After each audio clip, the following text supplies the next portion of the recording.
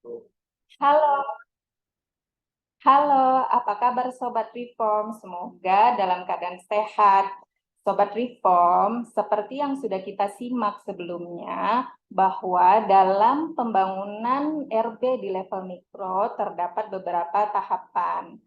Termasuk juga kita sudah menyimak tentang pembahasan tentang roadmap RB di level mikro. Nah, kali ini saya akan menyampaikan penjelasan mengenai tahapan pembangunan RB mikro untuk RB general, khususnya terkait dengan tahapan perencanaan. Nah, Sobat Reform, terdapat beberapa tahapan dalam pembangunan roadmap RB general. Seperti yang Sobat Reform lihat pada gambar, tahap pertama kita ada tahapan penetapan prioritas kegiatan utama. Tahapan berikutnya adalah penetapan target kegiatan utama dan penyusunan rencana aksi. Begitu untuk tahapan-tahapan dalam perencanaan. Dalam tahapan ini yang akan masuk ke dalam roadmap RB KLD merupakan dua tahap pertama, yaitu sampai dengan penetapan target kegiatan utama di RB General Level Mikro. Untuk penyusunan rencana aksi tidak akan masuk ke dalam roadmap RB nasional. Sekarang kita akan membahas untuk tahapan pertama, yaitu tahapan penetapan prioritas kegiatan utama. Sobat Reform, sebelum kita membahas lebih jauh tentang bagaimana memilih prioritas kegiatan utama, atau kita akan sering sebut KU, saya akan sedikit menjelaskan tentang KU itu sendiri. Nah, Sobat Reform, KU atau kegiatan utama ini yang biasanya sebelumnya kita suka sebut program RB, kegiatan RB atau lain sebagainya ya, Sobat Reform. Sekarang kita menyebutnya sebagai KU. KU ini sendiri merupakan mandat yang sudah tertulis di dalam Permenpan nomor 3 tahun 2023 pada lampiran 3. Di dalam Permenpan tersebut memandatkan 21 KU yang harus dilaksanakan dan bersifat mandatori atau wajib kepada seluruh KL Pemda di Indonesia. KU sendiri dalam level mikro di KLD kita mengklasifikasikannya ada yang sifatnya mandatori dan ada yang sifatnya inisiatif. Dalam hal ini saya akan menjelaskan yang mandatori lebih dulu. Mandatori seperti yang saya jelaskan tadi bahwa KU tersebut sudah tercantum di dalam Permenpan dan sifatnya wajib dilaksanakan seluruhnya sampai dengan tahun 2024. KU mandatori sifatnya juga lebih prioritas dibandingkan KU inisiatif. Lalu KU inisiatif itu seperti apa sih? KU inisiatif ini merupakan KU yang menurut KL Pemda sangat diperlukan untuk dilaksanakan, namun tidak ada di dalam 21 KU mandatori tersebut, Sobat Reform. Namun, untuk KU inisiatif, kita sedikit menekankan bahwa jika KU mandatori belum selesai permasalahannya, maka mandatori akan menjadi sangat lebih prioritas dibandingkan KU inisiatif. KU inisiatif juga tidak bisa kita tetapkan secara sembarangan gitu ya. Tapi KU inisiatif ini juga memiliki beberapa koridor yang perlu kita perhatikan. Yang pertama, KU inisiatif ini merupakan KU yang tidak ada dari KU mandatori dan merupakan leverage atau percepatan jika KU ini dilaksanakan akan mempercepat pencapaian tujuan dan sasaran RB di KLD Bapak Ibu sekalian atau di instansi Bapak Ibu. KU inisiatif juga harus disertai dengan indikator yang relevan dan akuntabel untuk juga kita mengukur ketercapaiannya. Kurang lebih seperti itu. Nah, selanjutnya kita masuk kepada penetapan prioritas kegiatan utama. Dalam penetapan prioritas kegiatan utama, seperti modul yang sudah sempat mungkin Bapak Ibu baca, kita memberikan ilustrasi bagaimana cara memilih prioritas KU atau kegiatan utama. Kenapa ada tahapan ini? Ini untuk menjawab kebutuhan seandainya di dalam KL Pemda memiliki keterbatasan, sangat keterbatasan untuk melaksanakan seluruh KU di setiap tahunnya. Sekali lagi, seperti yang saya sampaikan di awal, bahwa 21 KU yang ada di Permenpan 3 tahun 2023 itu sifatnya wajib seluruhnya dilaksanakan sampai dengan tahun 2024. Dalam hal KL atau Pemda memiliki keterbatasan seperti keterbatasan sumber daya untuk melaksanakan seluruh KU setiap tahun, maka ada tahapan yang bisa membantu Bapak Ibu mengidentifikasi mana sih yang paling prioritas untuk kita laksanakan.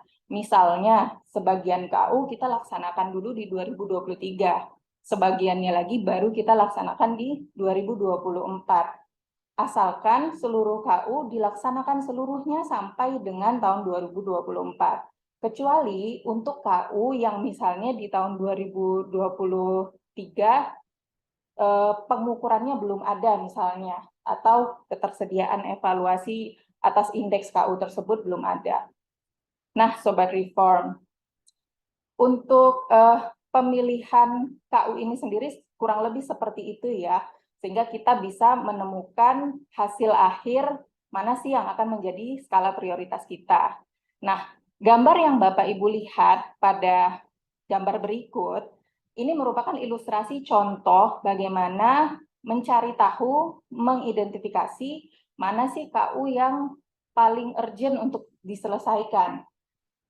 Dalam hal Bapak Ibu, Sobat Reform sekalian, memiliki tools lain, cara lain, atau ingin mengganti kriteria-kriteria yang ada di kolom atas, mau menambahkan kolomnya, atau menggunakan tools yang berbeda, kami juga mempersilahkan selama itu memang menurut Sobat Reform lebih baik untuk menentukan mana yang prioritas untuk diselesaikan.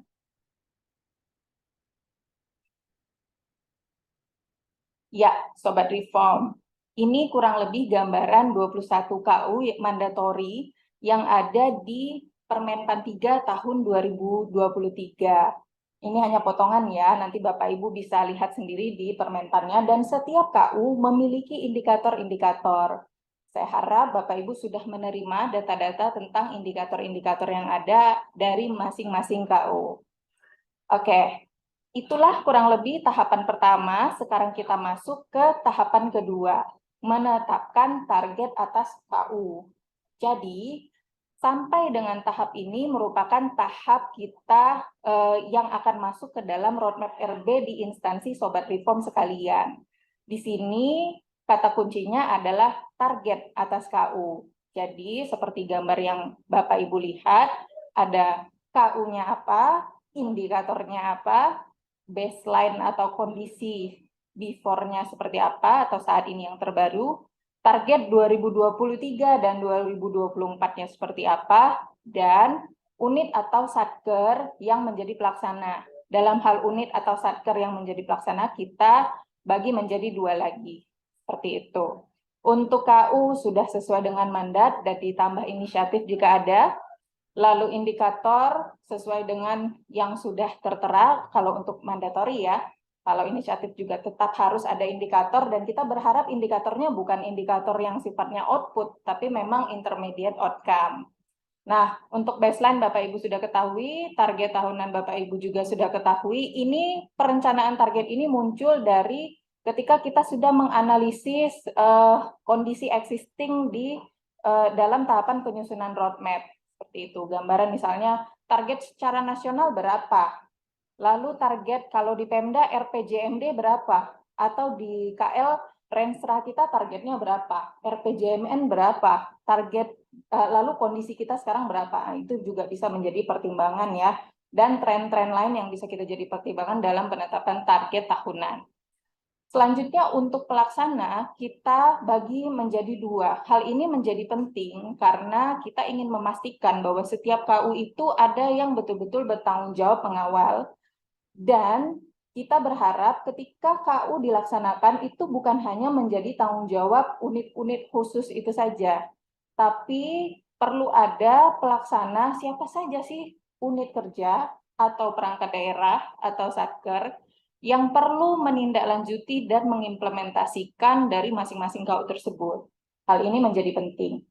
Sobat Reform, dalam hal penetapan target KU ini, kita bisa menyebutnya format minimal. Jadi kalau Sobat Reform mau menambahkan kolomnya, menambahkan informasi-informasi penting yang ingin Sobat Reform buat, kita persilakan. Namun saya menyampaikan bahwa format ini jangan dikurangi. Jangan sampai ada kolom yang tidak ada. Karena apa? Karena format ini akan menjadi format minimal yang nanti akan dimasukkan rencananya ke dalam portal RB. Nah, di portal RB itu kita akan meminta KL Pemda atau instansi Sobat Reform untuk memasukkan data-data roadmap maupun rencana aksi. Jadi ini format ya. Kalau untuk contoh-contoh yang lain, bagaimana caranya, yang ada di dalam modul pembangunan RB Mikro, Sobat Reform bisa memodifikasi atau menggunakan tools lain. Tapi untuk penetapan target-target yang seperti ini, Sobat Reform bisa mengacu pada format ini dan tidak dikurangi dari format. Sekian untuk sampai dengan tahapan penyusunan roadmap RB.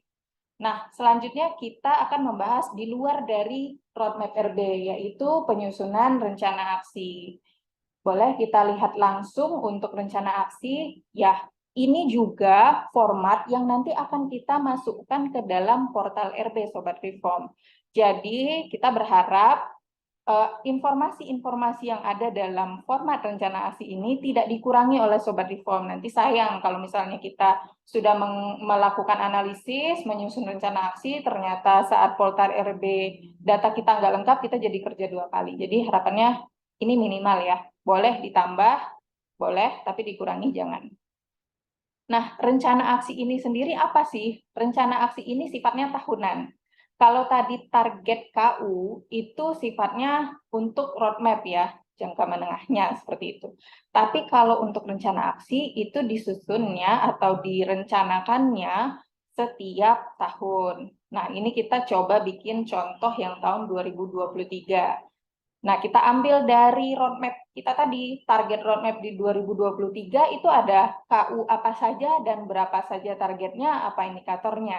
Dari setiap KU tersebut, lalu kita terjemahkan, kita jabarkan ke dalam rencana-rencana aksi apa saja. Dan setiap rencana aksi juga diharapkan ada ukuran-ukuran atau ukuran-ukuran keberhasilan yang terukur ya Bapak Ibu dan relevan menjadi ukuran atas aksi-aksi.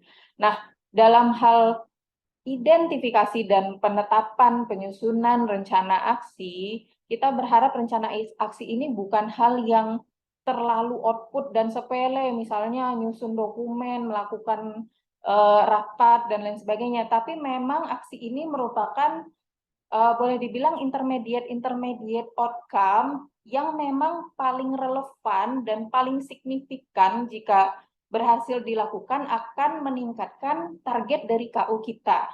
Seperti itu Sobat Reform. Nah, setelah itu kita menetapkan target. Kalau di roadmap targetnya tahunan, kalau di rencana aksi targetnya triwulanan.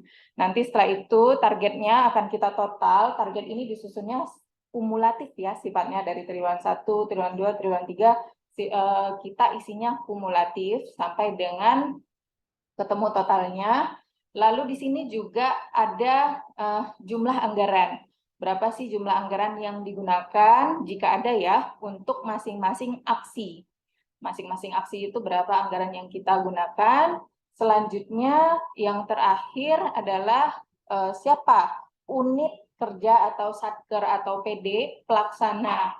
Koordinatornya siapa, pelaksananya siapa.